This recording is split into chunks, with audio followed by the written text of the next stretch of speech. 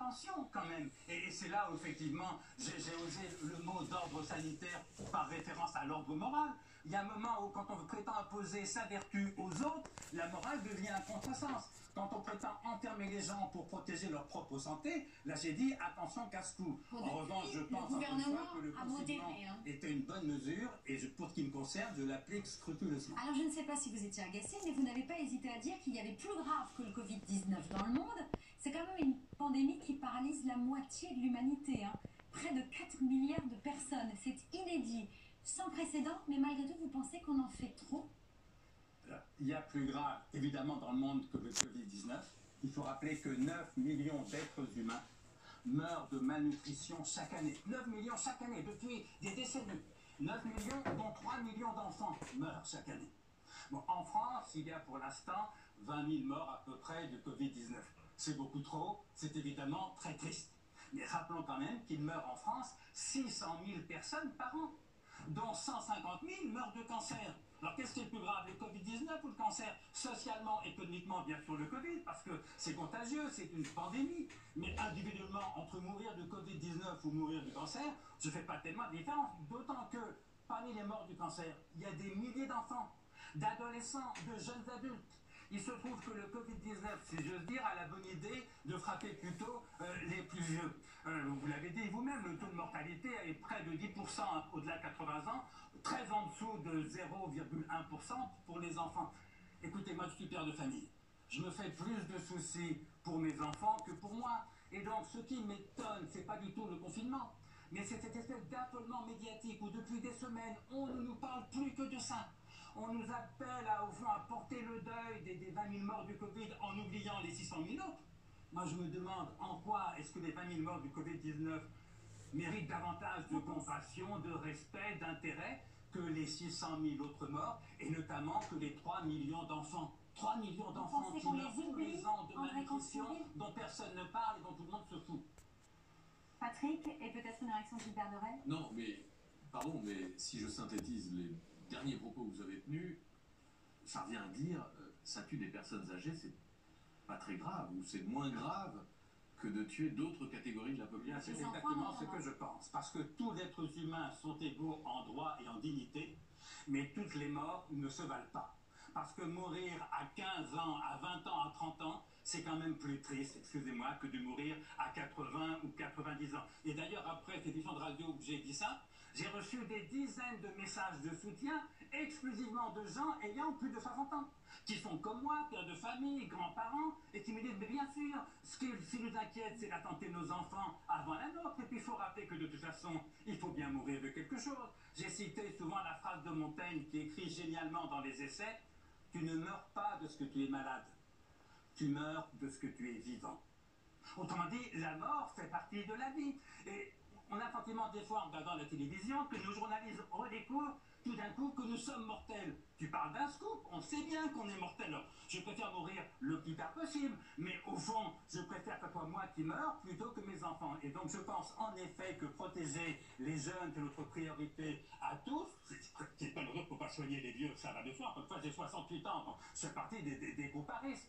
Et puis il y a autre chose, c'est que ces dépenses considérables, parce que ce qui est sans précédent, c'est pas tellement l'épidémie. On a vu des épidémies aussi graves, peut-être plus graves, on parle de la grippe espagnole. Ce qui est sans précédent, c'est le coût économique, parce que les économistes nous disent, la crise qui va commencer sera encore plus grave que la crise de 29. Donc là, c'est peut-être une crise économique sans précédent. Qui va en souffrir?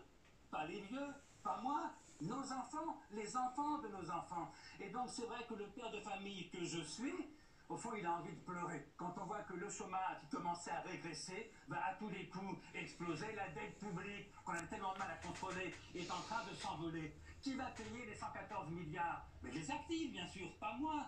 La dette de la France qui s'envole, il faudra la rembourser. Qui la remboursera? Pas les vieux, les jeunes. Eh bien ça me donne envie de pleurer. Ça ne veut pas dire qu'il ne fallait pas faire le confinement.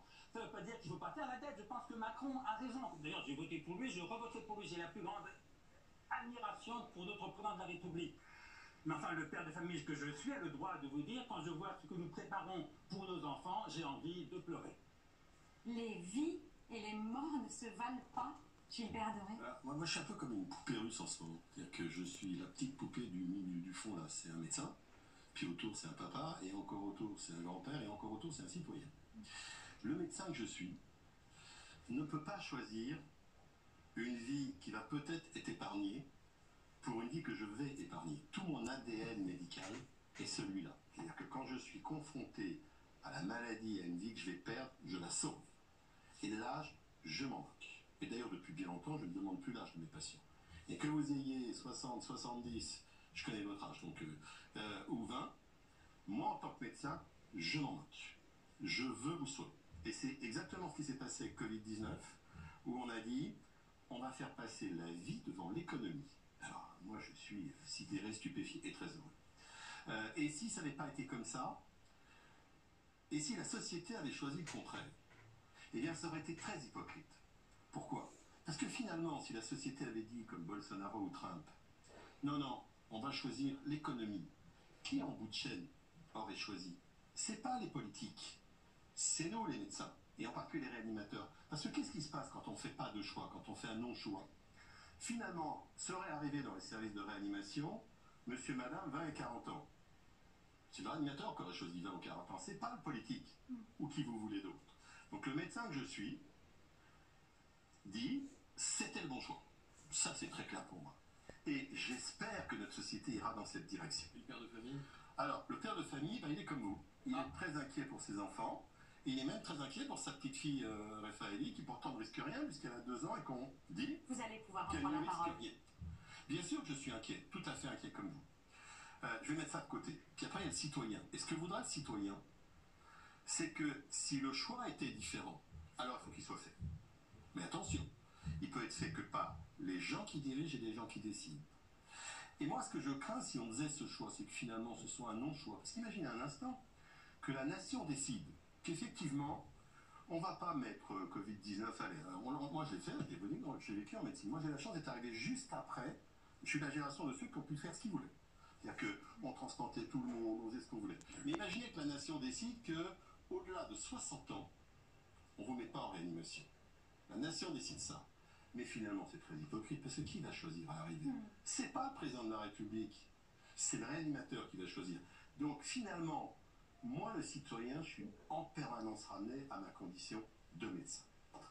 Moi, je ne suis pas médecin. Et donc, je comprends très bien que pour un médecin, la santé est évidemment l'essentiel. Il ne serait pas médecin autrement. Pour l'homme que je suis, je tiens beaucoup à ma santé, mais je trouve que la liberté, le bonheur, l'amour, la justice, c'est des valeurs plus hautes. Et au fond, ce qui m'inquiète dans ce que j'appelle le pan médicaliste, pan en grec, ça veut dire tout. C'est-à-dire tout soumettre à la médecine. Ben, c'est que pour beaucoup de gens, la santé devient la valeur suprême.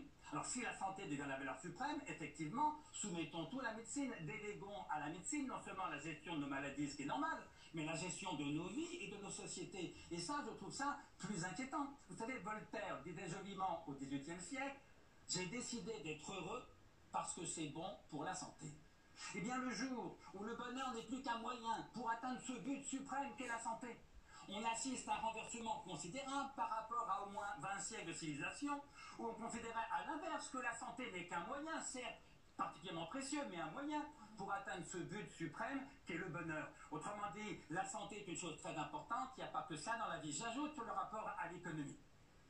Les 9 millions de gens qui meurent de malnutrition, les 3 000 enfants, ils ne meurent pas pour des raisons médicales, ils meurent pour des raisons économiques. Faisons une expérience de pensée. Imaginez que tout le corps médical, les soignants, fassent une grève totale pendant un an. Qu'est-ce qui se passe pour l'économie? Deux gros problèmes. Mais enfin, il y a quand même du pain chez votre boulanger, de la viande chez votre boucher et de l'essence dans votre voiture. Autrement dit, si toute la médecine s'arrête, la vie continue. Imaginez à l'inverse que tout le monde fasse grève. Imaginez à l'inverse que tout le monde fasse grève pendant un an, sauf les médecins et les soignants. Qu'est-ce qui se passe? Il n'y a plus de patients, il n'y a plus de médecins, tout le monde est mort de faim. Autrement dit, arrêtons de dire la santé c'est formidable, l'économie c'est mal, c'est de l'argent, c'est pour les méchants. Il n'y a pas de santé sans économie. La médecine coûte cher, tant mieux c'est le progrès médical. Ne rêvons pas d'une bonne médecine avec une mauvaise économie. Pourquoi faudrait-il choisir entre la santé et l'économie? Il ne faut pas choisir, il faut les deux précisément, simplement. Ça veut dire qu'on ne peut pas privilégier que la santé. Parce qu'encore une fois, la santé a besoin d'une bonne économie. On n'aura pas une bonne médecine avec une économie qui s'effondre. Tout le monde veut augmenter les dépenses de santé. Je suis pour comme tout le monde. Mais comment allons-nous faire si l'économie s'effondre? Là, c'est une pure illusion. Et donc, il faut aussi sauver l'économie. Et ce qui m'inquiète un peu, pardon d'être un peu long, c'est que on entend 10 médecins chaque soir à la télévision, c'est très bien, moi j'aime beaucoup les médecins, je les trouve très intéressants. On entend des fois un économiste pour lui demander combien ça va coûter. Mais jamais pour lui demander ce qu'il faut faire. Autrement dit, actuellement, les médecins disent ce qu'il faut faire et les économistes calculent combien ça va coûter.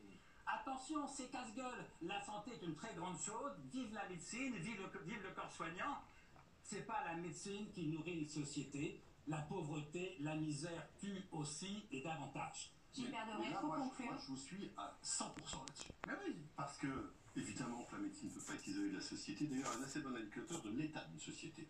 Et qu'évidemment, qu'on est complètement intriqué. Et je suis extrêmement sensible à ce que vous dites sur pauvreté, sur famine, sur guerre. Et d'ailleurs, quand on dit qu'on vit le Covid-19 dans la guerre, il faudrait qu'on aille voir en Syrie et en Irak avec le Covid-19 comment c'est. Je suis également sur le fait qu'on a érigé la vie comme étant le bien suprême. D'ailleurs, c'est tellement vrai qu'on dit faut faire du sport, faut manger, faut être heureux, faut bien dormir, faut faire des câlins et même la sexualité pour être en bonne santé. Donc on a oublié la valeur de chacun séparément. Là, je vous suis à 1000%.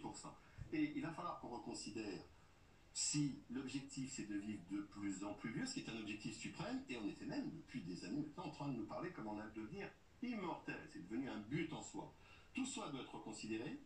Et c'est peut-être l'occasion justement de ce Covid-19 pour se dire en fait qu'on a à la fois pas assez bien considéré la santé pour ce qu'elle devait être comme outil, mais également pour ce qu'elle devait être dans une société.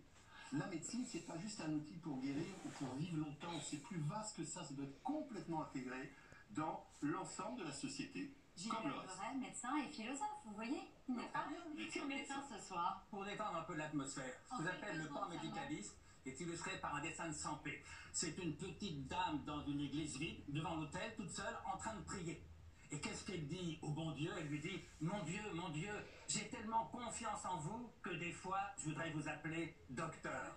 Dieu est mort, vive la santé. C'est ça que j'appelle le pan-médicalisme. Eh bien, je rappelle simplement que la médecine est une grande chose, la santé est une grande chose. Ça ne tient pas lieu de spiritualité, ça ne tient pas lieu de morale, ça ne tient pas lieu de politique, ça ne tient pas lieu d'économie.